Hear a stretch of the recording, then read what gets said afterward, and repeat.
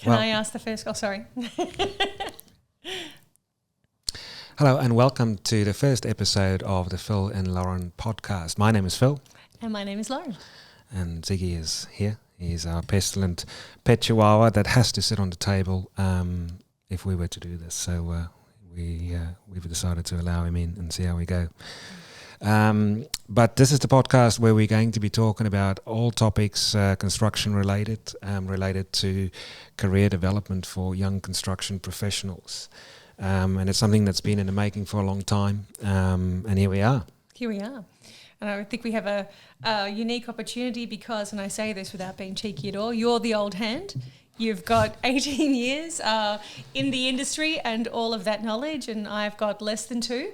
And I'm still learning, but it's been interesting having that beginner's mindset, learning about construction. I guess that's what some of the people watching this might feel like. There are things that they still don't know and want to learn.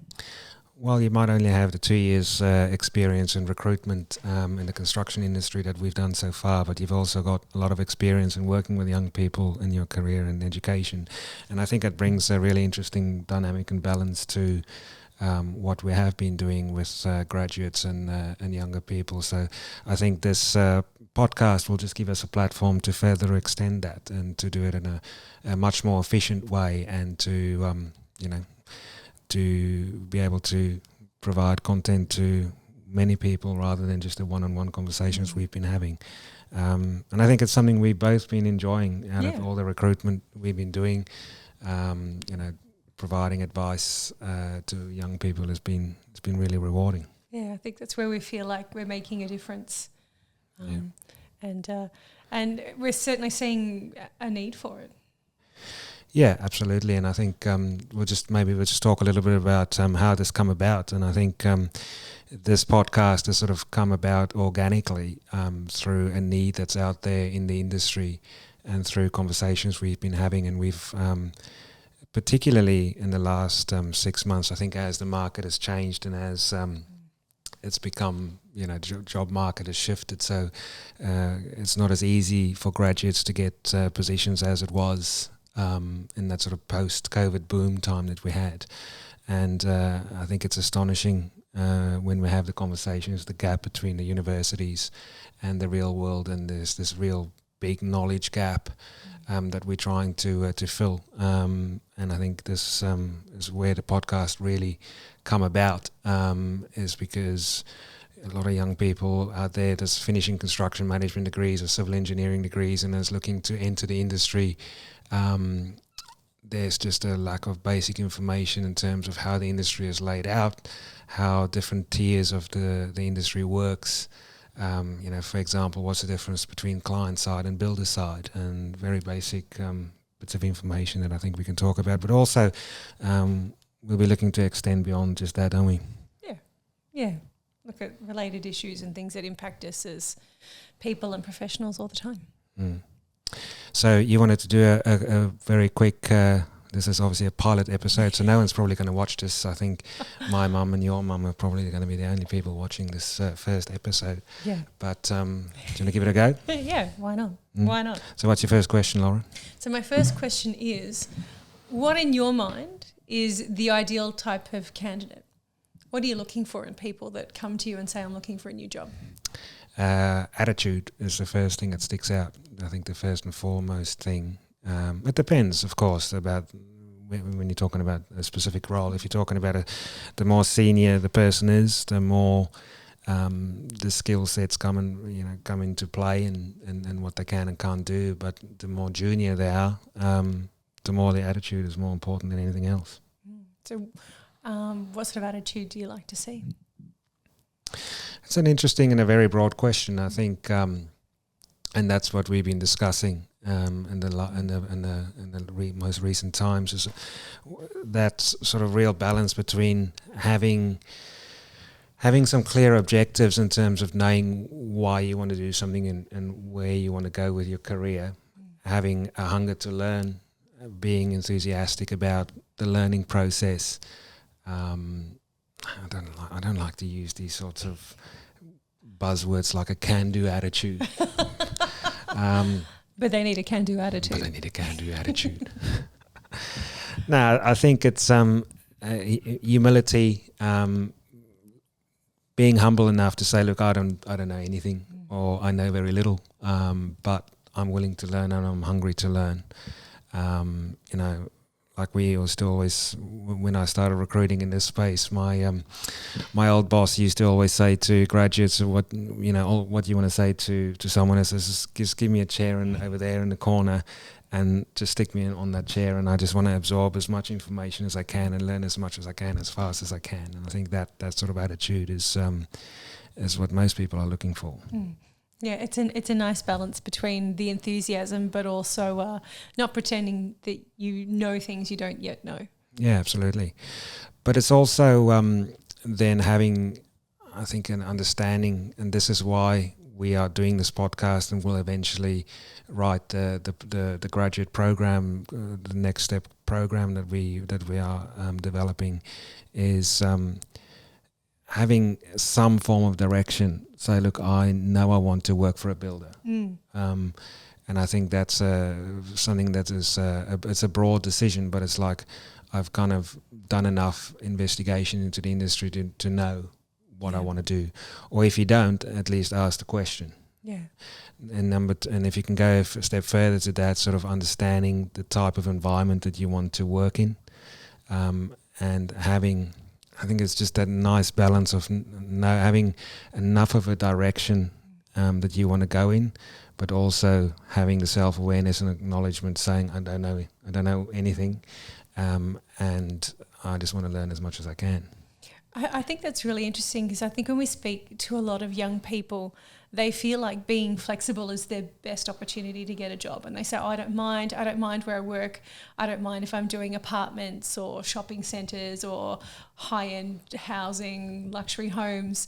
I don't mind if I'm working in a big tier 1 company or a smaller tier 3 company with a really close-knit team.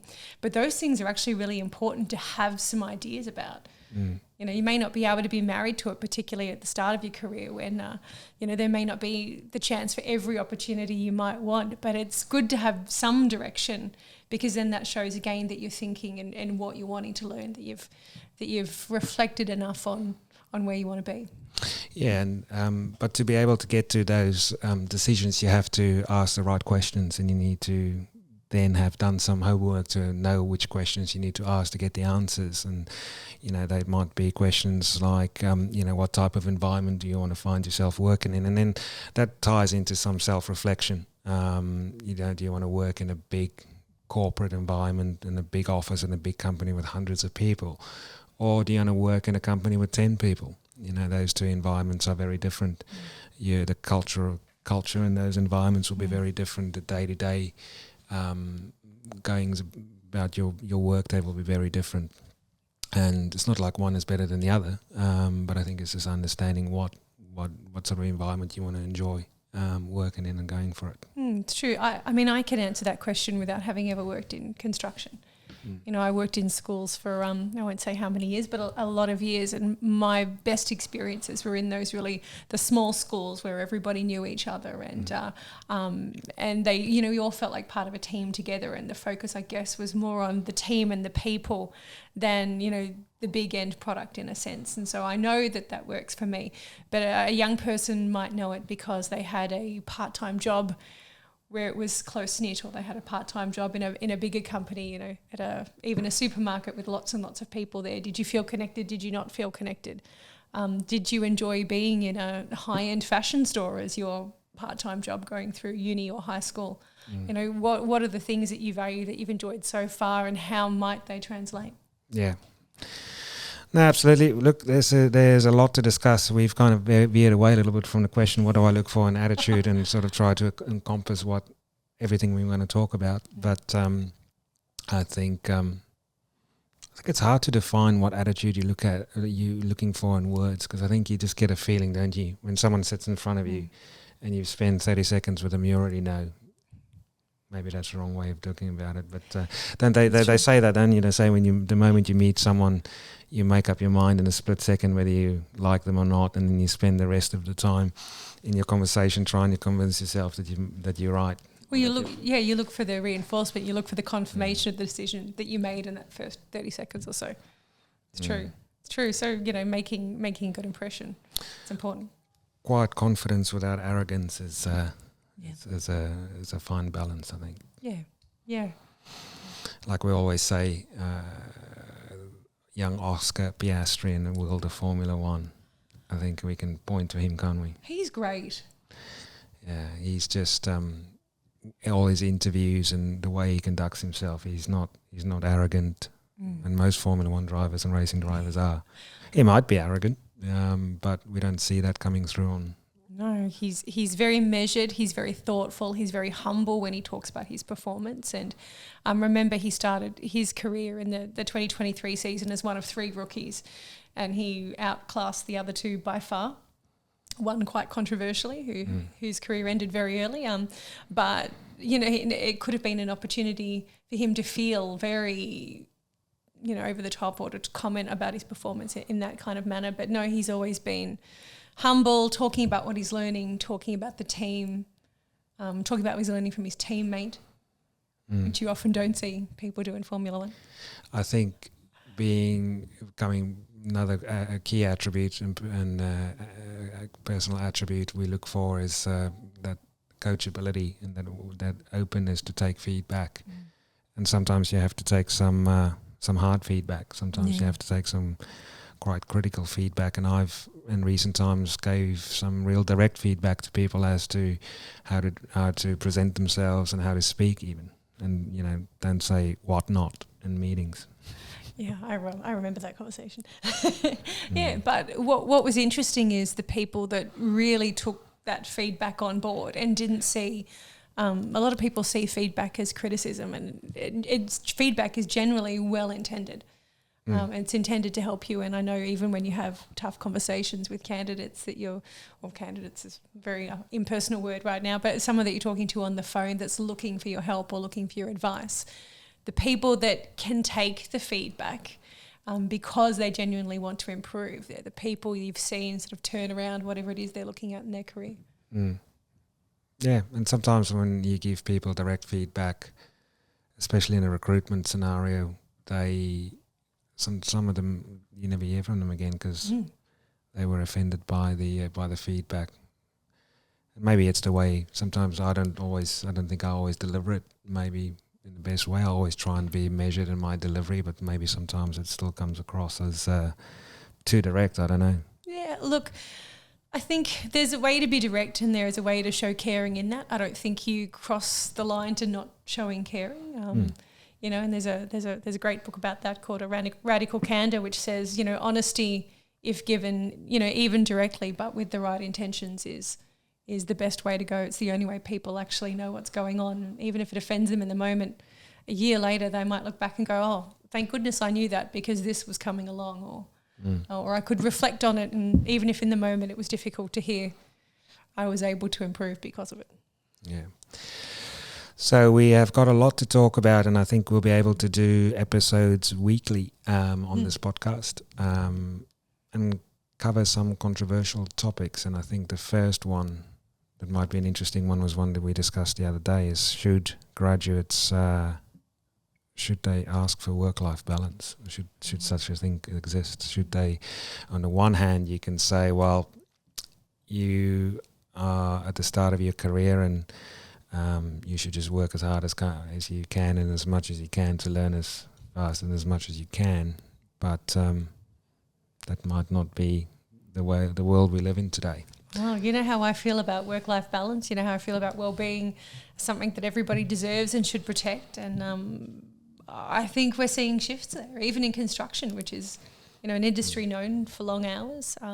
More and more businesses are talking about wanting to protect their people and their time and putting things in place.